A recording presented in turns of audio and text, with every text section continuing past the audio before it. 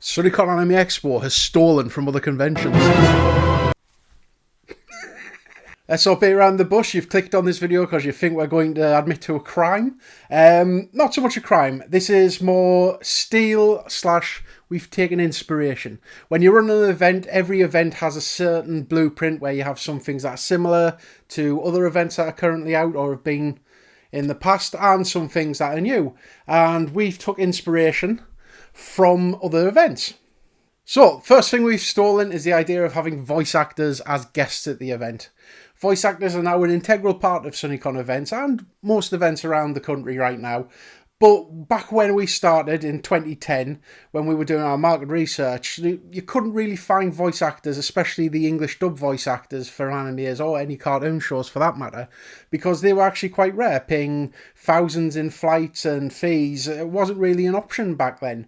But one of the things that we wanted to do, we wanted to emulate what most American conventions had when they had voice actors, and obviously because, you know, they're right on their doorstep, they could have that. But we wanted to change the game in the UK.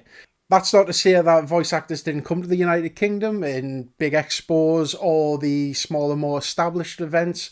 They did come and you used to get voice actors here and there, but it wasn't really a common thing. So we looked to the United States conventions and we took the inspiration from them.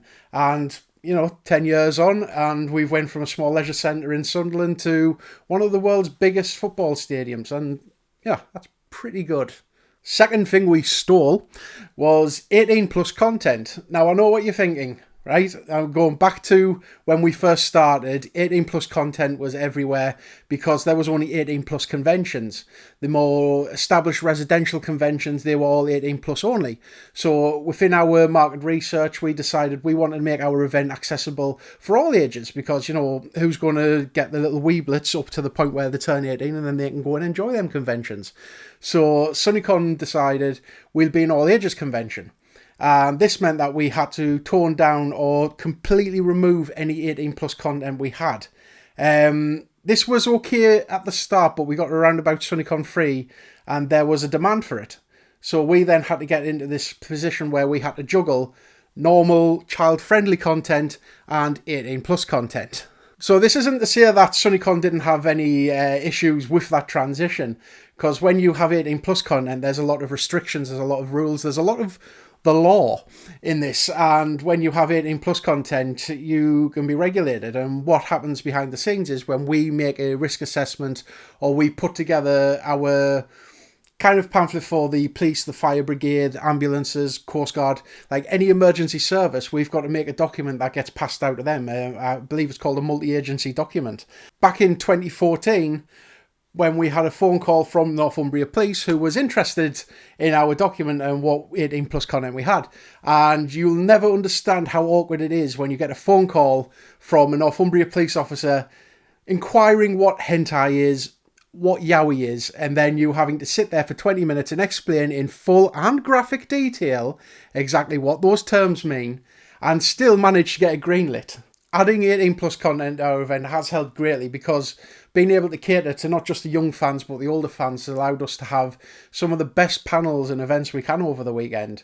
For example, we've got an Anime Room 101 which has a lot of drinking, and speaking of drinking, we are allowed to use the whiskey panel which I run myself, and of course there's the most popular panel of the weekend, which is the hentai panel. And these events all add up to it, and we've got attendees who are maybe a little young now, especially like when we go back to when we started in 2012, but some of these attendees, when they mature, they can stay at SunnyCon and still enjoy SunnyCon because we now cater to the more mature fan, shall we say. Third thing we stole was the tiered ticket system. Now, this was something that we should have been doing straight from the off. It was kind of a fault of ours because we thought we want to trim it down, we want to strip it back, and we want to have a basic ticketing system. You can have your weekend tickets, your day tickets, and your age-specific tickets, such as 12s and under. And that didn't really work out too well because people wanted more things, and as we grew and grew, we started adding merchandise.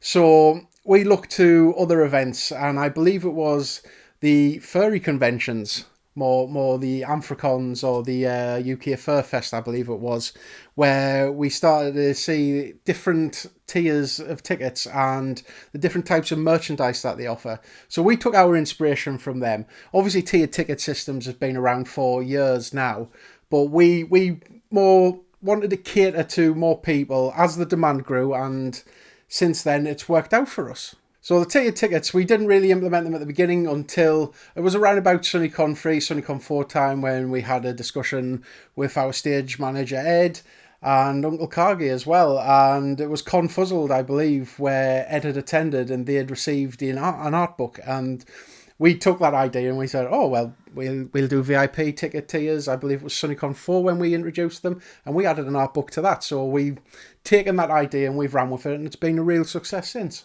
Fourth thing we have stolen is blood donations. Now, this was an idea which we were going to implement in SunnyCon 2020, and I know we've had to postpone 2020, we've had to postpone 2021, so technically this hasn't been stolen yet, but this idea was all taken from DragonCon, which is in the United States. Now, at DragonCon, we'd read that they had blood drive donations, and the American system is a lot different to the English system. So we put out our feelers to the NHS blood and donation and transplant team, and they came back very promising because they already do their kind of blood drives and promotions, and they would be willing to work with us on it. So we decided that we'd kind of give it our own take, because we are a Japanese culture and anime convention, that we'd take it with the pseudoscience of blood personality traits, and we're going to mix that in. And obviously we'll not be taking blood on the site because the health and safety of it and the risk is a bit too high at the moment. But what we will be doing is we'll be having the team there from the NHS blood and transplant team. They'll be taking small samples of blood to test what blood type you get, and we're going to pair that with little postcards of our mascot and whatever blood type you are, and a little like commemorative postcard. And you can also sign up to become a donor on the day, and we're hoping that it'll all turn out really well. We'll see in 2022, won't we? This is number 5, the final thing that we have stolen from other events, and this is the charity auction. Now, this was another thing that we probably should have been doing straight from the off. Back when we started, we decided that rather than doing a charity auction, because it seemed like too much work, we decided that we'll run a raffle. And little did we know that the raffle actually turned out to be a huge mistake. So what we did is we'd get all the donations from different traders, different artists. We'd get the guests to sign a few prints and whatnot. And we decided to put it all on a table, give it all as a raffle draw, which is like about 900 raffle tickets, sell them by strips. You know, the typical tombola that you'd have at like a church fair. And we went around selling the tickets, and when it came to the end of the event, when we had to do the raffle, it took absolutely ages, and it was excruciating because we'd stand there, we'd pick a number out, read it out, and like half of the people had already left the event. Half of them didn't really want the price or didn't bother claiming it. And it was an absolute nightmare. This is what a cautionary tale. If anybody out there thinks, you know, not doing a charity auction at an event is a bad thing and raffles are better, don't. Raffles are an absolute bloody nightmare.